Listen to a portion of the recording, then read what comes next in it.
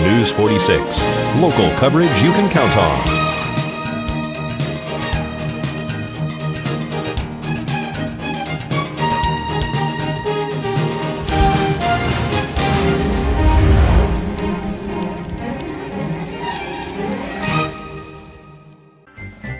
Happy holidays from Brent Reynolds and Do It Best Hardware.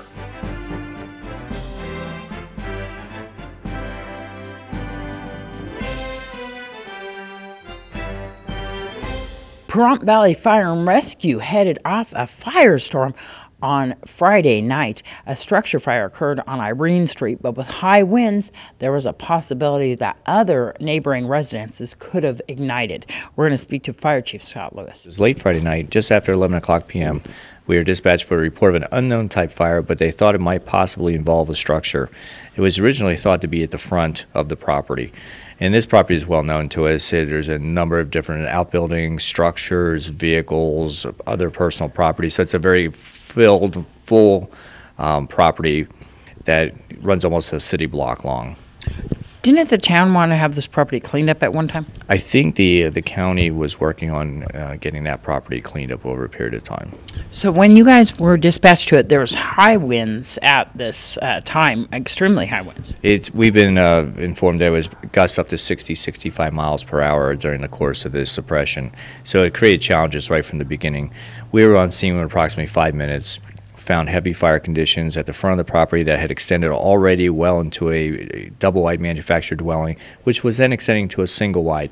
It was basically hot frogging down along the line amongst the different vehicles that were stored on the property, other outbuildings, a panel van, a boat, a number of different things. I think in total there was 9 discarded vehicles on the property that also were burned.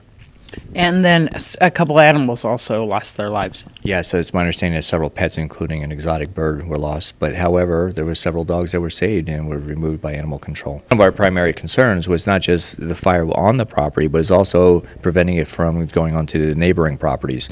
So our main focus was on exposure protection, both on the on-site where the fire was occurring and also the neighboring properties. And you guys successfully suppressed it from catching to the neighbors' homes, even with these high winds and the flames and the hot ashes going over the neighbors' homes. I know that you kind of made a barrier between the neighbor's house and the back of this property. We're fortunate. We were able to spec out our apparatus, especially those with the water tenders, that were also mobile conveyances that could actually use master streams moving or stationary. And in this case, we used a combination of those two and created a line, as you had mentioned, protecting the exposures on the sides and at the rear of the property. Nye County Sheriffs had to evacuate homes back there, though. We did that simply as a precautionary measure. The flame links were jumping. It was a very fast moving fire, rapidly deteriorating conditions. So our goal was to make sure everybody was safe, both on the primary property as well as any of the neighboring. We called all hands. We also used Nye County Emergency Services, didn't we? Yes, we dictated the all hands because we want to make sure we had enough personnel on the scene, and I did request an engine from the county just to come down and help us with some water supply. Wonderful. And I know that we had a local water supply right there on Blag. It was close enough for us to keep filling up those tenders. It made it a little easier for us to fill up at that hydrant. However, it would have been even easier and nicer if we had a fixed water supply system on that property. But we used our mobile conveyances, the water tenders, and we're able to create a daisy chain, if you will, of trucks coming through. So we never truly ran out of water on the fire grounds. I know that we don't have the tower ladder truck out there. That was a huge suppression in that fire that we had over at the thrift store. It seemed to just be able to contain the fire very quickly. What's going on with that? Well, that engine is in and are getting ready to install it. However, that truck would not have been a good truck to use in this fire because of the winds. By erecting the main on that particular piece, it would be jeopardizing everyone on the scene. We don't want to ever have it in a situation where it could topple over, and the winds would not have been conducive for that aerial application.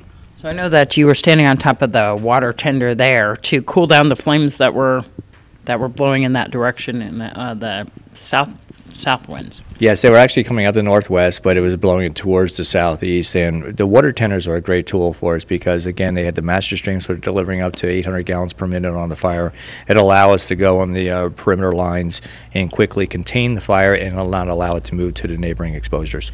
We called the state fire marshal in. What does it look like right now at this point that might have caused the fire? Preliminarily, it appears it's an accidental fire, probably the result of accidentally discarding the embers and burning material from a wood burning stove. So when the winds kicked up, it blew those embers right to our house and started the fire.